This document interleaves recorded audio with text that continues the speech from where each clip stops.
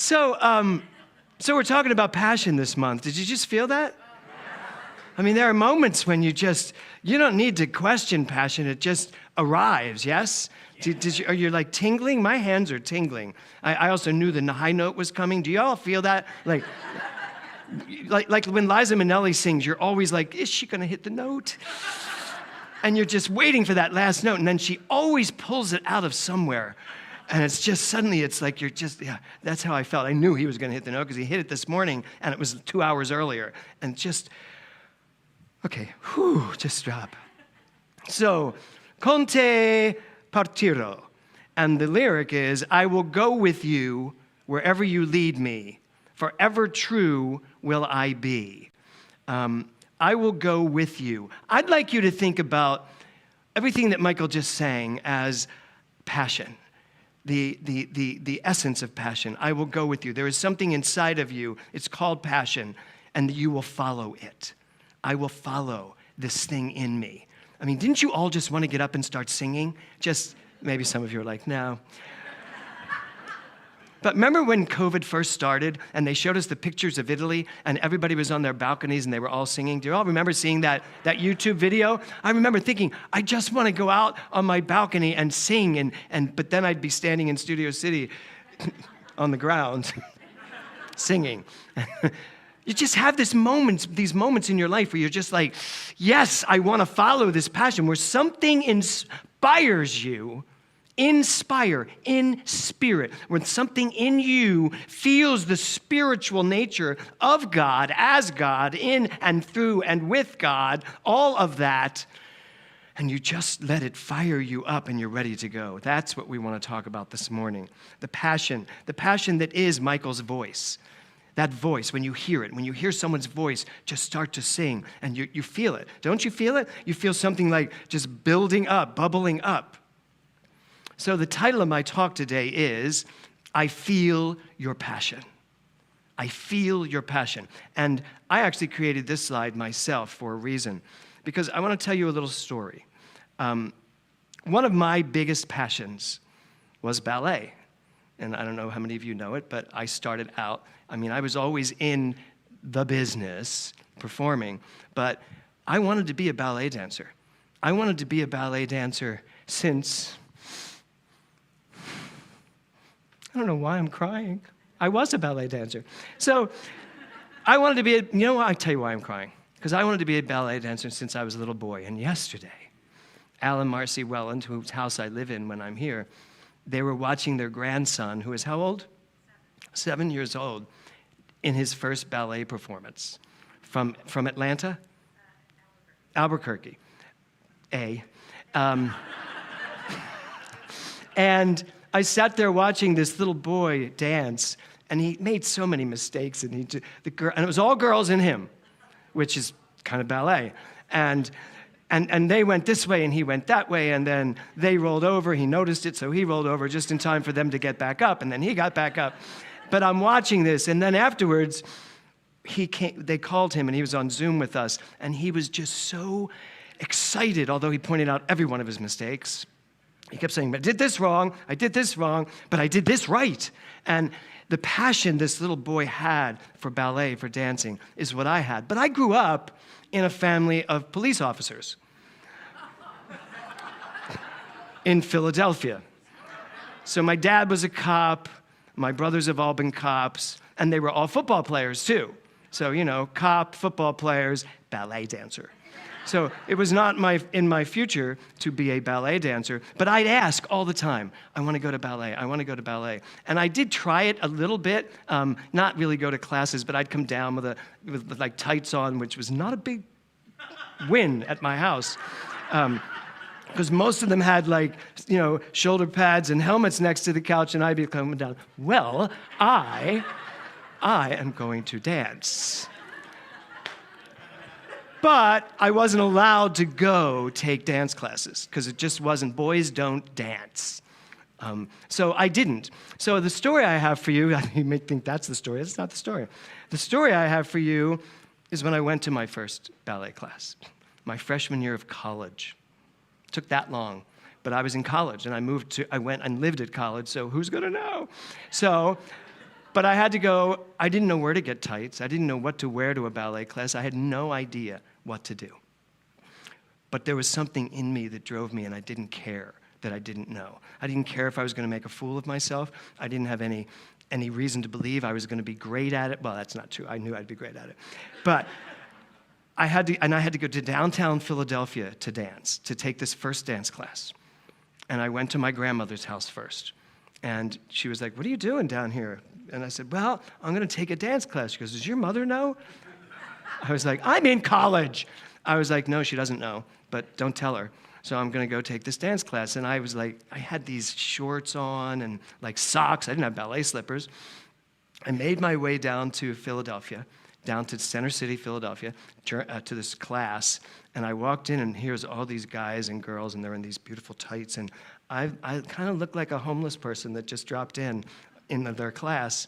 And I started. And we started the class, and I felt really good. And then they got to the part in the class, and that's why I picked this picture, where the guys were leaping across the room. And they had to do this thing, I'm not going to do it, where they would like turn like this and then leap into the air. That's about as high as I go now. Actually, I could do it, but I'm not really prepared. So I just remember, thank you, Gilmore. I just remember that first moment, that first leap when I jumped into the air and something in me ignited. And I was like, oh my God, this is what this feels like. And it was passion.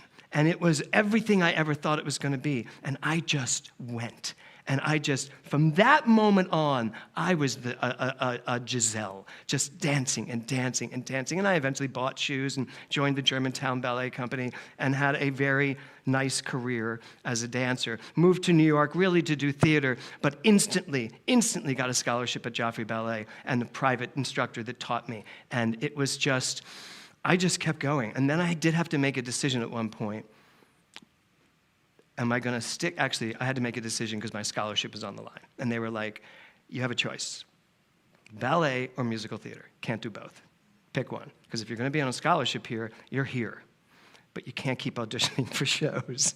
And so I made the decision because at that point, my passion had come for acting and singing and all of it. So I decided to put ballet in the rearview mirror. So the question I have for you is this. What are you doing with the passion that is you? Because passion is not something we find.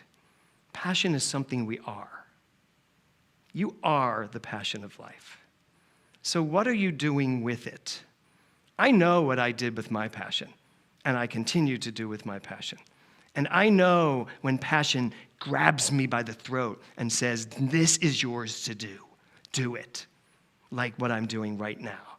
This is where my passion truly is now. Would I still like to be on a Broadway stage singing and dancing? Yes, but not 8 times a week. And they don't like that. Could you imagine? I'd love to do 1 show a week. And then fly back to Palm Desert. I can't do Sundays or Saturdays. Yeah. So the question I have for you is, what is it inside of you that's driving you? And it's very possible you don't have an answer. I talked about this a couple of weeks ago. It's very possible you have a lot of baggage in front of that passion, or that you're blocking it, or that you're holding it back.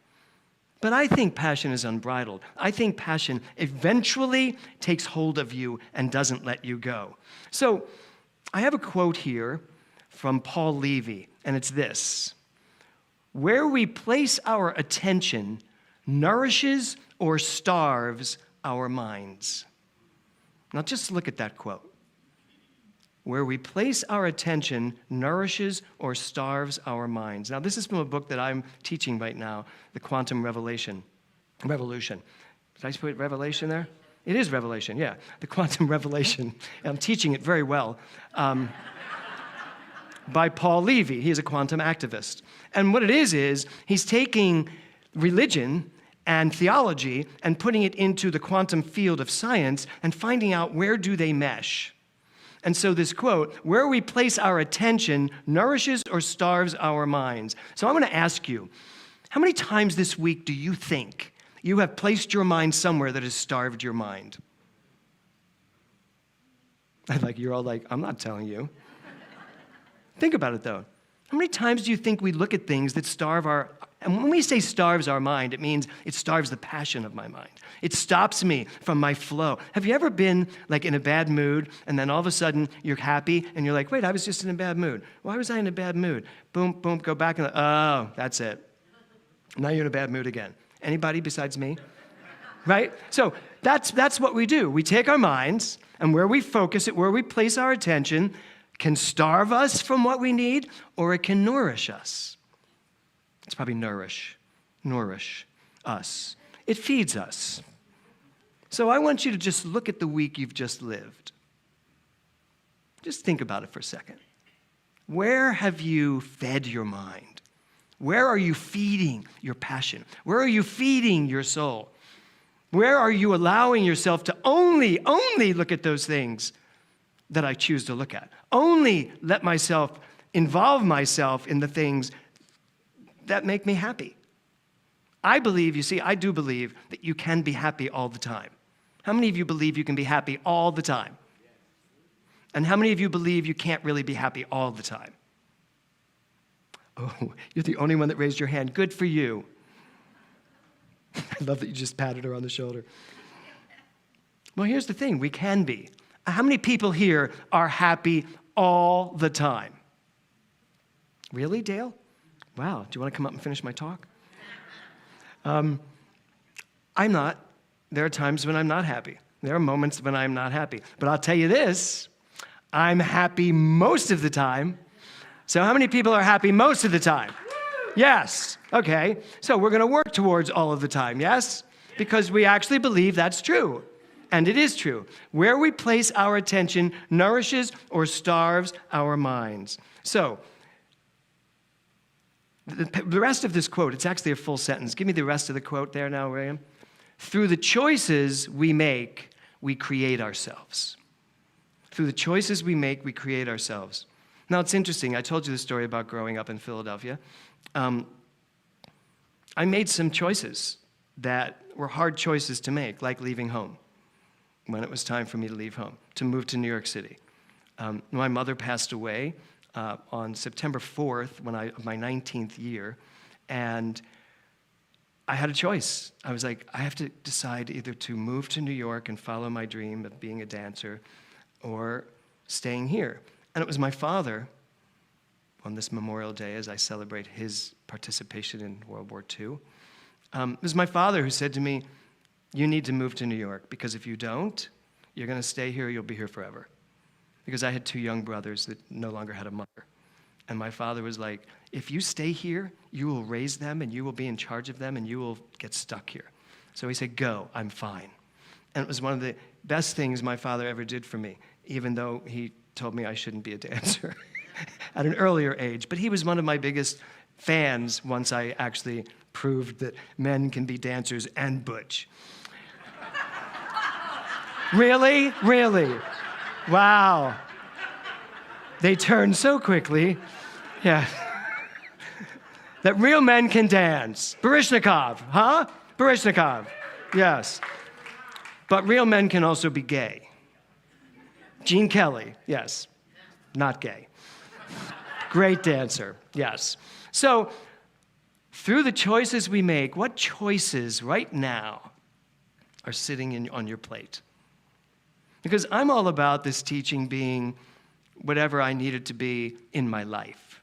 It's great that we study science of mind and we know what Ernest Holmes said, and I can quote Thomas Troward to you, very long sentences with no punctuation. I can quote Ralph Waldo Emerson to you. I can go back and quote Phineas Quimby to you. All of those quotes are wonderful to know, and they mean nothing if you're not living them on some level. So with this quote, this Paul Levy quote, what choices are in front of you right now that you're looking at making? And how do you make them? That's really the question, isn't it? How do I make this choice? Well, we've got to get quiet and we've got to listen, because there is something inside of us, this passion inside of us that will lead us.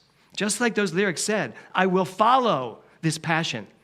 That's what Michael just sang about. I will follow the passion of my life. But in order to follow the passion of my life, I have to know what it is. So the question is, what's on your plate? And is passion going to make the decision? Or are you going to go look for it everywhere else? Because I'm here to tell you that if you let passion, if you let your true inspiration assist you in making decisions, you will never make the wrong decision. And in fact, you'll never make the wrong decision anyway, because at the end of the day, life does unfold perfectly. The question is, you want a clean shot, or do you want to go around the world and get back to it? So, as I was putting this talk together, and as I was thinking about my own past, I was sitting at dinner last night with friends, and it was getting late, and I was like, I got to go to bed, guys, because I have to get up early, and I have to work on my talk and really think about what I'm saying. And they were like, no, let us tell you. Let us do your talk for you. My husband being one of them, he goes, I'll give it tomorrow. I was like, no, you won't. So I said, you know what? Here's the deal. I'm going to give you the title of my talk, right? I feel what you feel. I can feel your passion. And then everybody gives me something when we go around the room. So they did. They were very funny. It was like, I forget what the first person said, but I was like, I can feel your passion. And then this person said, Chuck said, because when I know who I am in touch with everything in you, and I know what you feel as well. I was like, ooh, I like that. That's good. I went on to the next person. And then he said something I didn't quite understand. It was a little bit obtuse, but I couldn't follow it. And I was like, uh-huh. And then we went to this other person who said the quote I'm about to show you. Then we went to this other person who said, passion's overrated. I was like, I'm not giving a talk called Passion's Overrated. So bye-bye. Passion's overrated. And then it was my husband who said something, which I don't remember what he said. But anyway. So, however, this quote was said, and I was like, well, that is like, I didn't want it yet. But I did say this quote was said, so that was good, William. Good job. Now,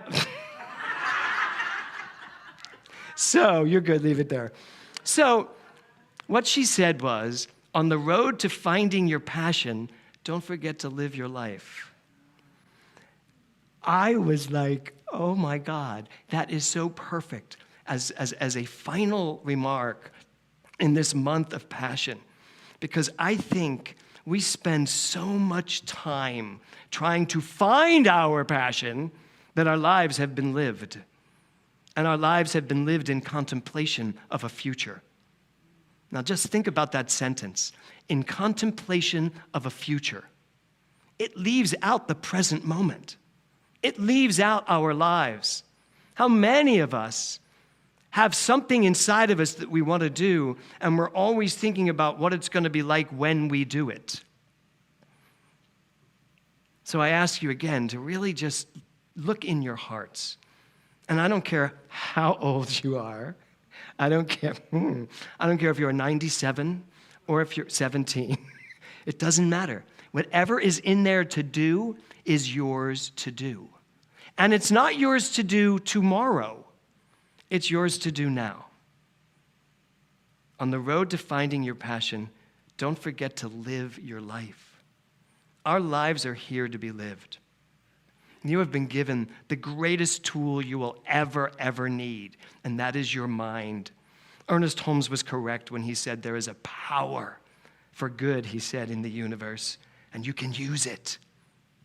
He said there's a power for good in the universe greater than you are, and you can use it. And what he meant by that was there is a power in the universe. He used good. I stay away from pejoratives because if there's good, there's bad.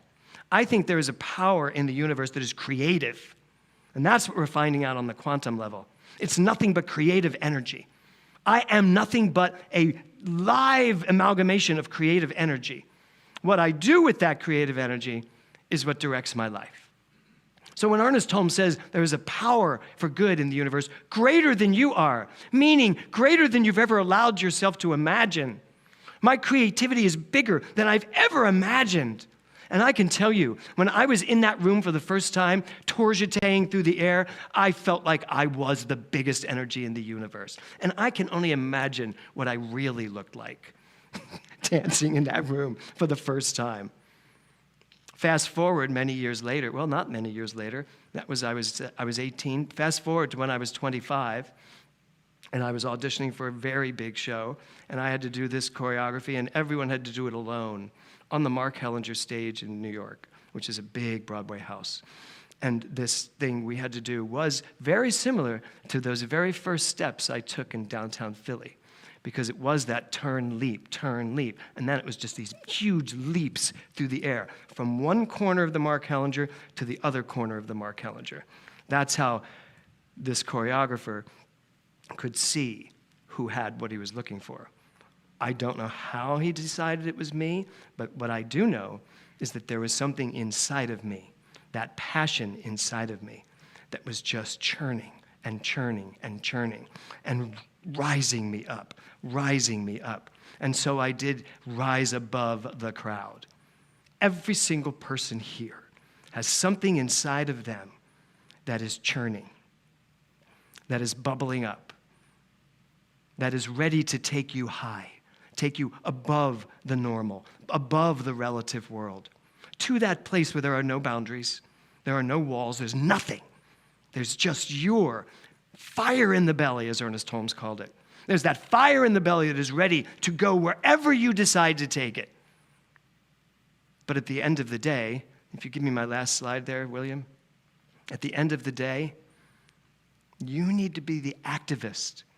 You need to be reading this line, I feel your passion, and be talking to yourself. I feel your passion. There is something inside of you, bigger than you are, greater than you are when you're in your single self, that is all of you, and is literally saying, I feel your passion, James. I feel your passion, Eric. What are you going to do with it? That's your job. That's your responsibility. To you. Feel the passion. Give it safe space to move through you. And then, I guarantee you, you are going to find yourself jeting into your life in a way that you will fly through the air. Namaste. Thank you.